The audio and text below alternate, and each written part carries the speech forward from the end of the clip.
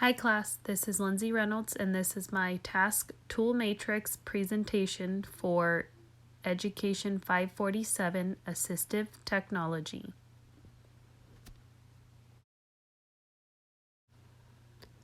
Over the past 8 weeks, we have learned so much about what assistive technology is, how it can be implemented, what tools can be used within our classrooms. And so my goal for this task tool matrix was to pick specific tools and software and design strategies that I'll be able to potentially use in my future class when I do get my own classroom and my own set of students. So for my task tool matrix for the design strategies, hardware, tools, and software, I tried to choose things that I see potentially using in my classroom, as well as what I've already seen in the school district that I'm doing my current student teaching in. So for design strategies, I chose UDL, Universal Design for Learning. I think that's super important to implement into your classroom. Also, the SET framework, after doing all the research that we did, I just think that that's a good design strategy to be able to implement for those students who are in need of it. Collaborative learning and scaffolding, front-loading vocabulary, I also think are good design strategies. So for hardware and tools and software for reading and writing, they pretty much are overlapping with some different implements for writing. But Read to Write app, I think that was a really good one. Snap and Read, an Echo Smart Pen. I think magnified text for those like large print books for those who can't read small print or need the letters magnified for them to see better. Lexia.com is one that we're currently using in our school district. Rewordify, it's used to simplify difficult English for students. Noise canceling headphones for those students who might need more of a quiet nature when they're reading. Also Google Speech, Google Classroom. I think those are good tools to implement into the classroom, and hardware that is used is extension to Google Chromes, iPad, tablets, screen projectors. Ebooks are good, like Kindle, document camera, smart TV, audiobooks for reading, and the interactive whiteboard.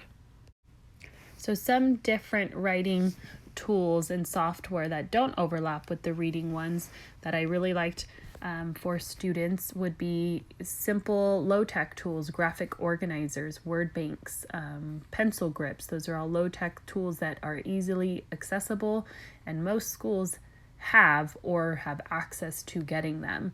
Another one, it's more of a high-tech Dragon Naturally Speaking app, sentence builder apps, also proofreading software, Google Classroom, as well as another low-tech raised line paper, which are all good tools and software to implement into the classroom for those students who might need that.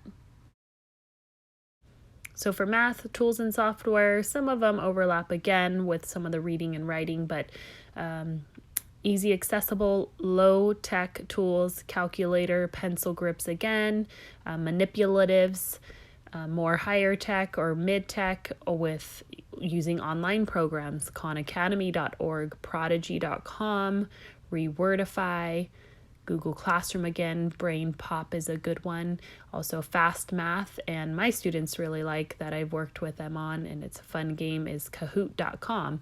So you can make learning fun with a simple online quiz or assessment. And then for social studies, similar design strategies and hardware. But for the tools and software, I chose digital field trips. That's a really good one. Students don't have to leave. You can have a digital field trip within the classroom, because I've seen now in my school system that we're in the district, field trips are expensive and they're only allowed a certain amount, or you have to raise a certain amount. So this makes it very easily accessible in your classroom. So students, it's not the same as physically going, but they're able to actually go on digital field trips to different places all over the world. Virtual classroom, also Kahoot.com for that one. So for science, Tools and software, you have science kits, virtual reality games, graphic organizers, sentence starters, Nucella. And then for social skills, I chose certain tools and software that are more low-tech, easily accessible things such as a sand timer, behavior chart, a vision board, comic book maker, Go Noodle is a good one, and social skills cue cards for the students.